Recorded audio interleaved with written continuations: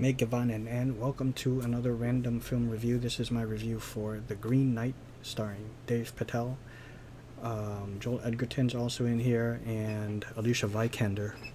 And there's some other people that I recognize their faces, but I'm not too familiar with their work or what the names are. Like, for example, there's the redhead chick from the Falcon and the Winter Soldier, the leader of the super soldier, the terrorist group. She's also in it.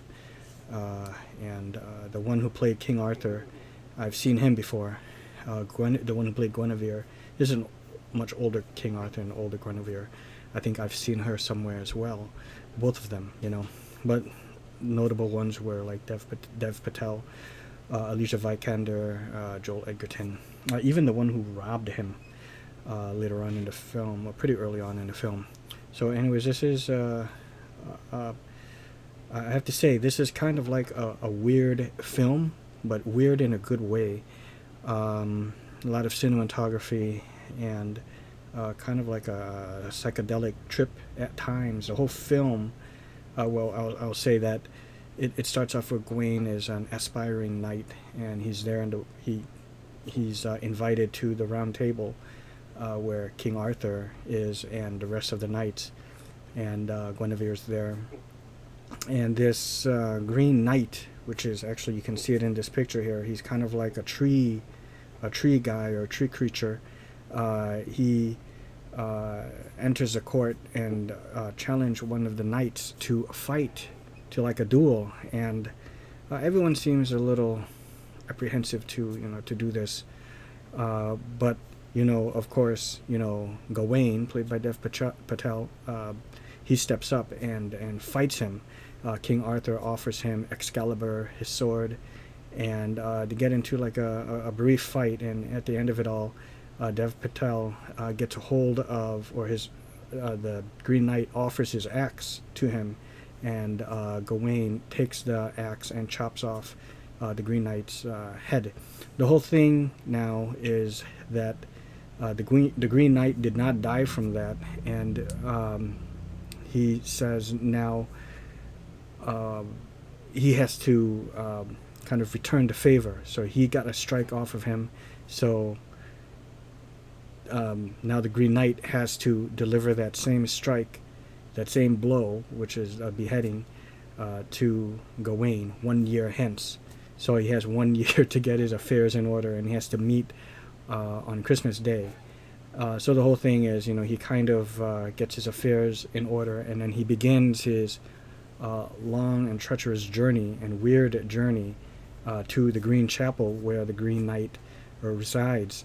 And along the way, he encounters just some strange things. And here's the thing about the film. Like I said, it's the whole thing is filmed in almost like I don't want to say it's absolutely like a psychedelic trippy kind of film. It's more of like, it has more of this, I was trying to find the right word for it, but I guess ethereal is the best kind of word I can describe it, with moments of the film being almost dreamlike, like an ethereal and occasional dreamlike vibe or flavor to it, which I kind of like.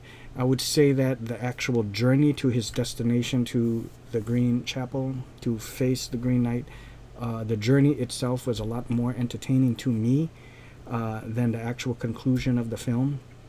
Also, another highlight about this film is I absolutely love the music. It has this medieval music, not just the orchestral stuff, but on very few occasions, I could think of like maybe 2 times, and then at the end, when the end credits roll, there is a woman accompanying the music. There are lyrics to it, and it really sounds like a medieval bard song, something during that time, and I absolutely love it. It's something akin to something like a Lisa Gerrard or Dead Can Dance. Go ahead and look them up if you're not familiar with them, or with her and her group Dead Can Dance.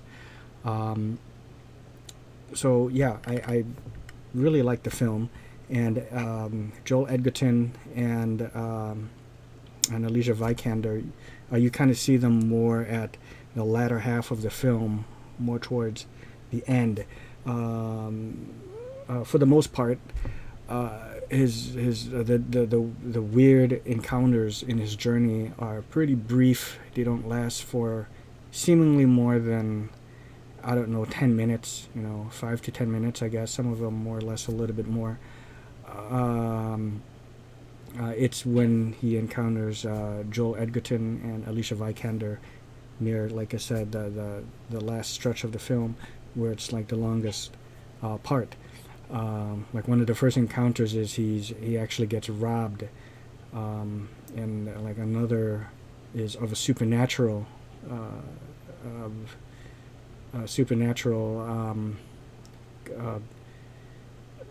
thing to it. It's a supernatural element to it, I'll say. Don't expect this film to have spectacular choreography. You could even argue and say that there really isn't any kind of fights in here, save for that beginning encounter, the challenge at the very beginning, and even that wasn't anything drawn out or long. That's not to say the film isn't entertaining and it doesn't have some elements of action, as there is very, very little. It's more, for me in any case, it's more about the journey of him getting there. And you even see, like I said, there's giants in here. There's and don't expect any kind of anything tremendous to happen with the giants. I'll just say, just not to give your hopes up. They're just traveling somewhere. They seem like they have a nomadic nature about them. And the Green Knight, who's always asking for not the Green Knight, I'm sorry, Gawain, who is always asking for directions, let's just say. It always seems like he's always needing directions and shortcuts to get to where he's trying to get to. Just kind of follows them along, the giants, and goes to kind of go in the direction where he needs to go, to that Green Chapel. And you'll even see a person's life kind of flash before their eyes too, I'll say that. So the soundtrack was also tremendous. The story itself, I say this, it was okay. Like I said, for me, it is when I say okay, not bad, not super tremendous or great, it was okay. It is the journey where this film is at, I want to say. I don't want to say also that it's not like one where you can watch it. You could watch it multiple times. Yeah, sure you could, And you know how people are always fond of saying you can watch it like multiple times. I've even said this in the past too. You can watch this a dozen times and discover something new. Of course, that's just like an exaggeration, or maybe like a saying. It's more of like, if you watch it again, maybe you'll see something else you didn't see, either because you weren't focused or paying attention, or you didn't quite get it. It didn't come together yet for you at that certain point, because you didn't get to a certain point in the film, and that part where it kind of loops around. Maybe it didn't click at that time, that kind of thing. But you're not necessarily watching a different film or seeing something that you haven't seen before, really. So you can go ahead and watch it again multiple times, and maybe you'll catch something you didn't see. What a perfect timing for this film to come out, by the way. On the same year as Diablo 2 Resurrected. How serendipitous is that? D2R, Diablo 2 Resurrected, and the Green Knight, and also it happens to coincide with the Farmers Fair and Lord of the Rings Online. So how perfect is that? We needed a good, solid sword and sorcery flick. It seemed like not one has come our way in such a long time. Not since the Hobbit trilogy, which I still enjoyed those. But again, this is not like the Hobbit trilogy, the Lord of the Rings trilogy. It is not like Conan the Barbarian or Red Sonja or anything. It's not super action-packed. This is a perfect film to add to your collection, and especially if you're a fan of King Arthur and Arthurian lore. Films to go along with it. I have two of them to show right here. The other two I can't really show. I don't even know if I even have one of them, and the other one is digital, and it's my brother's. But there's a film called Merlin, and it stars Sam Neill, and also I believe Rutger Hauer is also in it, and I thought it was a pretty cool and interesting take on that. That one's focused mostly on on Merlin, just like how the Green Knight is mostly focused on Gawain. It's more of a Merlin story for that one. And there's another film called Parzival, which is, of course, more focused on Parzival and his quest for the Holy Grail. And with this film, and my brother owns this one, and he got it through Amazon Prime, it's shot more of like a play, but a very well done play, but a play nonetheless, you know. But other films, if you're, you know, looking to kind of put your appetite into the Arthurian lore, of course, you can go with the John Boorman Excalibur, you know, directed by John Boorman. You know, another thing I'm familiar with that John Boorman directed is The Emerald Forest, which stars Powers Booth and Meg Foster, and it also stars John Boorman's son.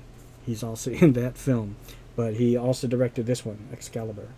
And here it has some young performances, early performances by young, like Gabriel Byrne, for example. Patrick Stewart's in here, a younger Patrick Stewart. So this is a good one. And also the Antoine Fuqua King Arthur here with Keira Knightley and Clive Owen and Ian Grufford. This one's more action-packed, and, you know, if you're gonna get this film, make sure you get it unrated. Get the unrated version of director's cut of King Arthur. The PG-13 just didn't seem like it had that same impact. And The Green Knight is one I look forward to adding to my collection. I'm going to give The Green Knight 8.5 out of 10. At first I was thinking maybe 8 and a quarter, but, you know, the journey was that entertaining to me that I'll give it an 8.5 out of 10. And that is another thing, even though the reason why I don't want to say it is like a psychedelic mindfuck of a film, what I initially thought, and probably what a lot of other folks thought when they saw the trailer, is because as weird as things got, you could still tell it is rooted in reality, or at least the reality of this film, where these strange things do exist, because it didn't seem like anyone really bat an eye at some of these things so much, you know. They just sort of accepted it, even though the part with the giants, Gawain did kind of look in awe at them, but still he just kind of accepted that, you know.